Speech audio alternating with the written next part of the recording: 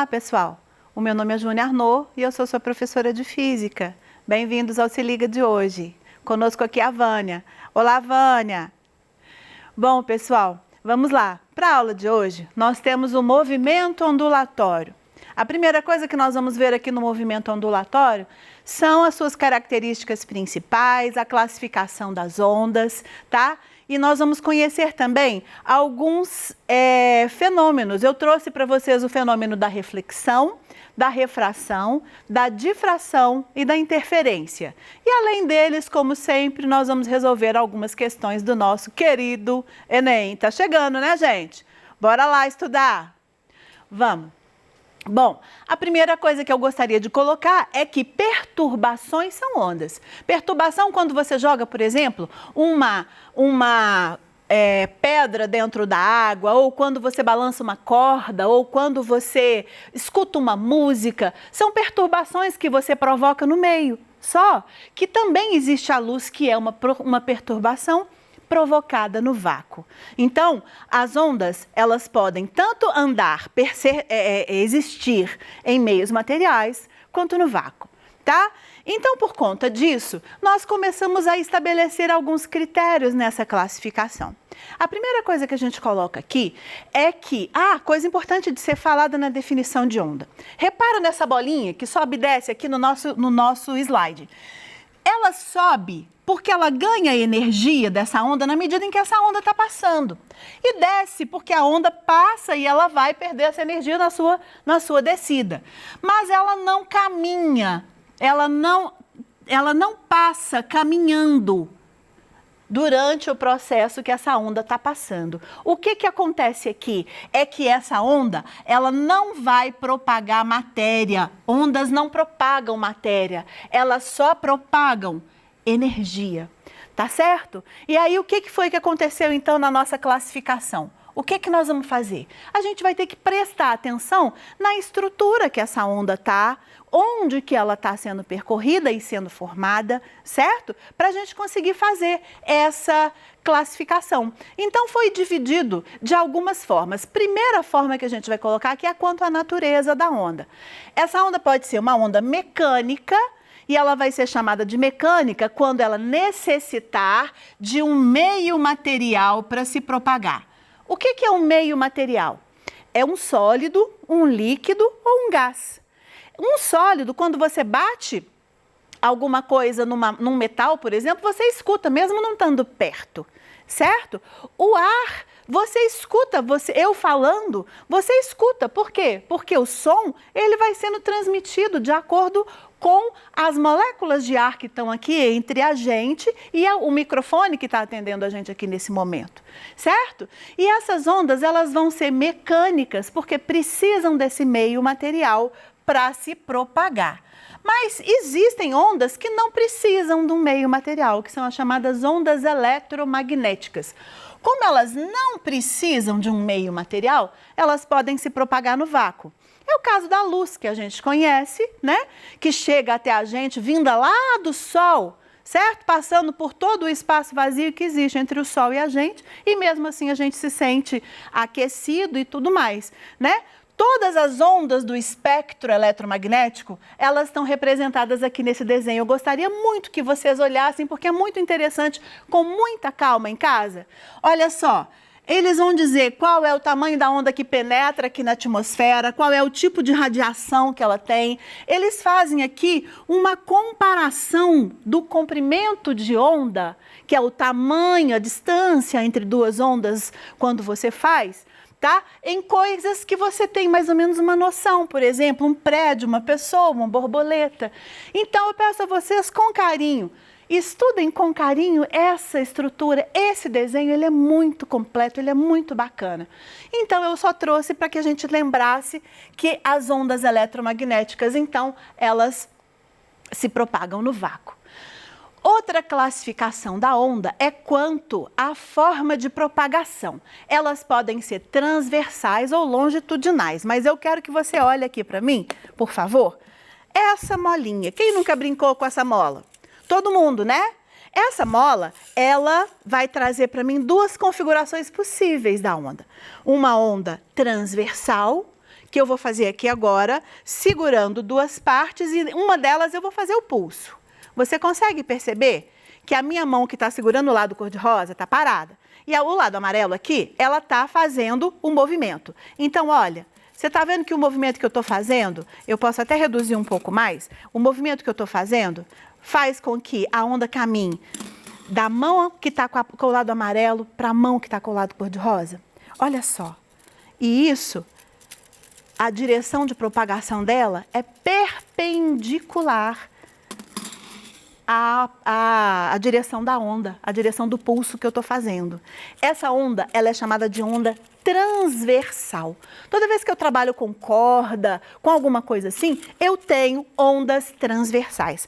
Agora, dá uma olhada nesse outro exemplo aqui. Eu coloquei aqui no quadro que nós temos ondas unidimensionais e bidimensionais. Uma dimensão, uma corda. Quando você pega essa corda e balança lá na academia para fazer ginástica, você está fazendo uma onda unidimensional, porque é uma única dimensão. Agora, se você joga uma pedra dentro da água, toda aquela superfície sobe e desce. Então, você tem uma onda com duas dimensões, certo? Bacana.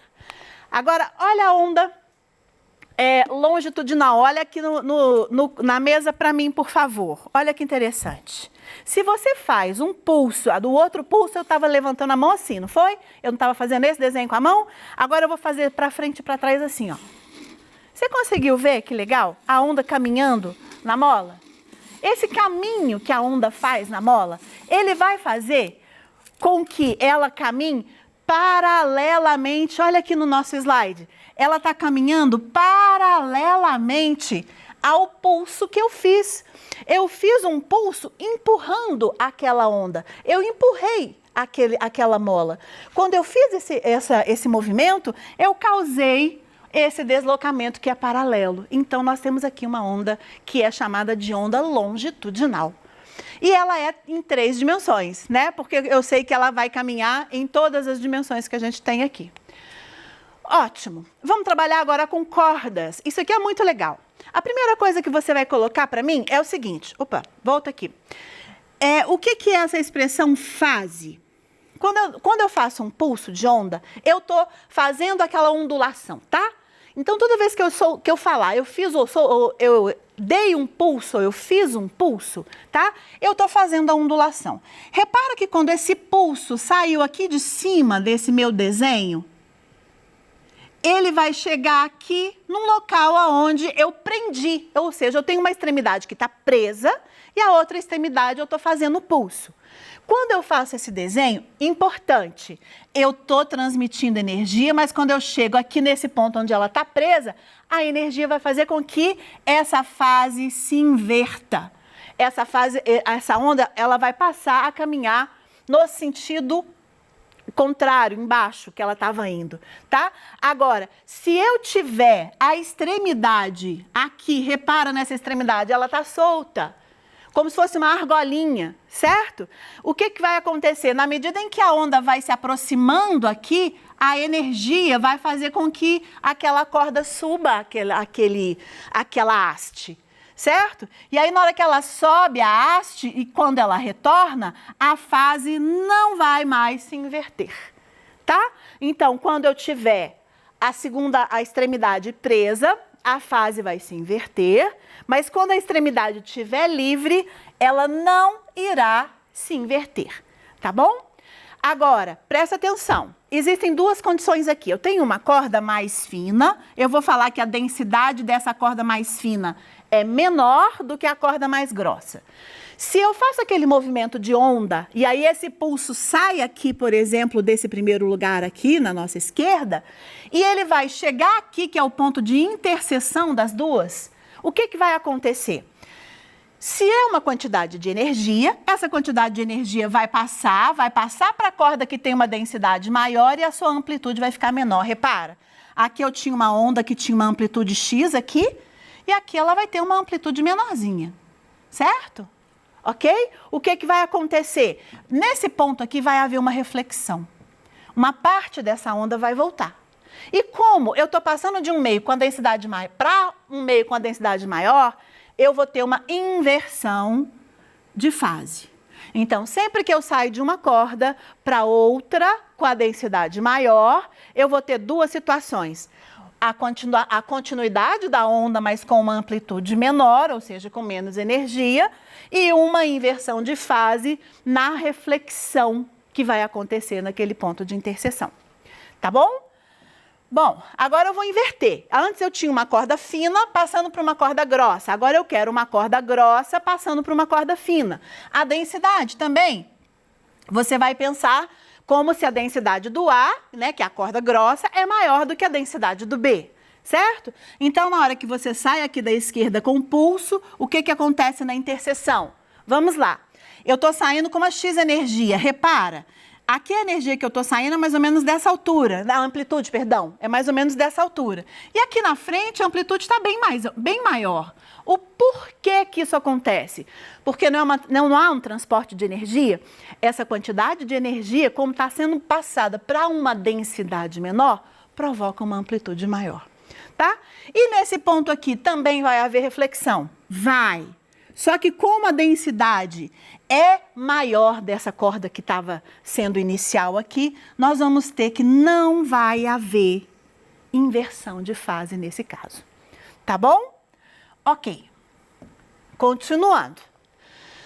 Bom, eu trouxe aqui os elementos porque a gente trabalha muito com isso na ondulatória, né? A amplitude, que a gente já falou várias vezes dela, que é a altura, né, da crista ou do vale, que tem que ser a mesma, né? O comprimento de onda, que é a distância entre duas cristas ou dois vales, certo? Que é um comprimento inteiro de uma onda. E às vezes a gente também fala que é a distância do início da onda, do início da propagação da onda até o final da propagação da onda. Esse tracejadinho aqui é o ponto, como se fosse o ponto central por onde aquilo vai oscilar, né? Através como se fosse um equilíbrio, né? De oscilação. E o local onde que a onda corta aquele eixo, a gente chama de nó. Bom, esses nomes são muito importantes porque a gente trabalha com eles o tempo todo. Período, frequência e velocidade. O período é o tempo que uma onda inteira passa por um determinado lugar. Então, você vai ter aqui, você fez aquela ondulação lá na academia, você vai ter que a ondulação saiu da sua mão, vai subir e descer e vai voltar na mesma altura de antes. Nesse ponto aqui, você completou uma ondulação. O tempo que você gastou, que a onda gastou para fazer isso é chamado de período, ok? Frequência é quantas oscilações você faz, número de oscilações que você faz num período de 1 segundo, tá? Em hertz, tá? Numa unidade de tempo, que na unidade do Sistema Internacional a gente usa hertz. Então, a cada segundo seria o nosso hertz, que a gente já conhece, tá? Agora, a velocidade, ela vai se lembrar lá da nossa velocidade do movimento uniforme, que é a distância dividido pelo tempo, certo? Só que o comprimento de onda não é a distância que ela está andando, é a distância do comprimento de uma onda até a outra, certo? Então, o nosso ΔS, que é a nossa distância, vai ser o comprimento de onda daquela onda que está passando. Então, ajeitando essa equação, aqui eu coloquei o comprimento de onda sobre o período, certo? Também é utilizado. Mas, como o período é o inverso da frequência, a gente também usa, e com muito mais frequência. Essa virou uma cacofonia, né? V igual a lambda vezes F. É muito utilizado pela gente o tempo todo essa equação, tá? Bom, vamos lá. A partir daqui, eu vou trabalhar os fenômenos ondulatórios. O primeiro fenômeno é o da reflexão. Isso a gente já trabalhou lá em luz, né? A onda entra numa determinada superfície, vai sair com o ângulo de incidência igual ao ângulo de reflexão. Isso a gente já conhece. Agora, a refração também vai ser a mesma situação. É quando a luz muda de velocidade de acordo com o meio para onde que ela está se encaminhando. Então, mesmo que você tenha a mesma fonte daqui, você vai ter aqui, seria a separação entre os meios, e aí ela vai mudar de velocidade quando ela passa de um meio para o outro, certo? esse novo fenômeno da gente aqui é o fenômeno da difração. Ele fala que a luz, a onda, ela consegue contornar obstáculos. E consegue mesmo. Quando você está de um lado do muro, você consegue falar com outra pessoa que está lá do outro lado. Se você não conseguisse falar, ela não contornaria obstáculos, certo? Agora, para que ela consiga contornar, existe um segredinho. E o segredinho está aqui, ó. Considera que isso aqui é uma crista, isso aqui é outra crista. A distância entre essas duas cristas, você concorda comigo que é o comprimento de onda? Não é? Então, esse comprimento de onda que está aqui, ele tem que ser compatível com o tamanho do orifício por onde aquela onda está passando. Então, lá no mar, você tem aquelas ondas e a distância entre elas é de metros. Mas, às vezes, elas conseguem contornar obstáculos que também são metros de distância. E aí você vai ter essa onda chegando em outros lugares. É isso que acontece, tá? Bom, ela vai passar, por exemplo, nesse caso aqui, de uma onda que é paralela com o obstáculo, na hora que ela passa, ela se torna circular. E aí ela vai, nesse movimento dela, contornando toda a região que está ali em volta, tá? Então, guarda muito bem isso. Ela só vai conseguir se a abertura, né, esse espaçozinho ali do seu orifício, tiver compatível com o comprimento de onda, senão ela não vai. Ela não vai contornar, vai ficar bem parecida, praticamente igual ao que estava no início, antes dela chegar aqui no obstáculo. A interferência também é uma coisa bem legal. Dá uma olhada aqui. Faz de conta que nessas duas cordas eu dei pulsos diferentes. Nesse primeiro eu fiz um pulso pequeno, nesse segundo eu dei um pulso grande. Se eu conseguisse fazer esses dois pulsos na mesma corda, eu teria essa figura. Vamos olhar primeiro a figura de cima. Aqui está saindo o pulso pequeno e aqui está saindo o pulso maior. Repara, quando elas chegaram aqui no meio, o que aconteceu? Elas interferiram uma com a outra. Quando elas interferem uma com a outra, você vai ter duas situações. Nesse caso aqui, olha, uma onda entra para dentro da outra. Olha aqui nessa figura de baixo, agora a gente já pode olhar. Quando a grande chega, aqui no meio, ela entrou dentro da outra. O que aconteceu com a amplitude delas? Elas se somaram. Por que elas se somaram? Porque elas estão em fase, e no momento em que elas estão em fase, elas chegaram ao mesmo tempo e aí elas construíram uma onda maior. Ela é chamada, então, de interferência construtiva, porque elas se juntam naquele ponto. Mas depois, olha que interessante, elas continuam seu caminho. Olha que legal. Como se nada tivesse acontecido, certo? Bom, agora a gente tem uma situação um pouco diferente. Repara que ao invés de eu colocar as duas ondas com pulsos para cima, eu botei uma para cima e outra para baixo. Então, com as fases invertidas. Aqui nesse primeiro desenho, eu tenho um pulso menor, com amplitude menor, e aqui com amplitude maior. Eles vão interferir ali no meio, certo? Se elas duas tiverem pulsos de mesmo tamanho, de mesma amplitude, repara no que está acontecendo aqui embaixo. O que vai acontecer na hora que elas passarem uma pela outra? Nesse ponto central aqui, olha só que interessante. O que vai acontecer com elas? Elas vão passar uma pela outra, vão cair uma dentro da outra. Quando elas caem uma dentro da outra, elas simplesmente somem. Interferência destrutiva, tá? E depois elas continuam o seu caminho. Quando as amplitudes são diferentes, nós temos uma subtração e a amplitude gerada vai ser a subtração de uma menos a outra. Ok, mas quando as amplitudes são iguais, que é o caso desse desenho de baixo, a onda termina, zera naquele ponto. E o interessante é que depois que ela zera, ela volta a existir com a amplitude inicial que ela tinha, né? Ela vai crescendo até a amplitude inicial que ela tinha. Bom, pessoal, sobre interferência nós chegamos a esse ponto. Vamos fazer uma questãozinha do Enem rapidamente aqui. A faixa espectral da radiação solar que contribui fortemente para o efeito mostrado na tirinha é caracterizada como... Olha o que está acontecendo com o Garfield aqui. Ele está dormindo no sol, certo? E aí, o que aconteceu com ele na hora que ele reclama aqui? O que acontece quando você dorme no sol? Você queima. né? E na hora que você queima, ah lá ele reclamando. O que aconteceu? Ele precisava de filtro solar, você concorda? Filtro solar nos protege, sim. De quê? De que tipo de radiação? Visível, amarela, vermelha, infravermelha? Também não. Todas essas radiações que eu havia falado, elas não provocam queimaduras. A gente vive nelas o tempo todo. Agora a ultravioleta provoca queimaduras, certo? Então é com essa que nós devemos nos preocupar, ok? Vamos para mais uma. Pesquisadores dos Estados Unidos desenvolveram uma nova técnica que utiliza raios de luz infravermelha, visíveis a olho nu, para destruir tumores. Primeiramente, o paciente recebe uma injeção com versões modificadas de anticorpos que têm capacidade de grudar apenas nas células cancerosas. Sozinhos, eles não fazem nada contra o tumor.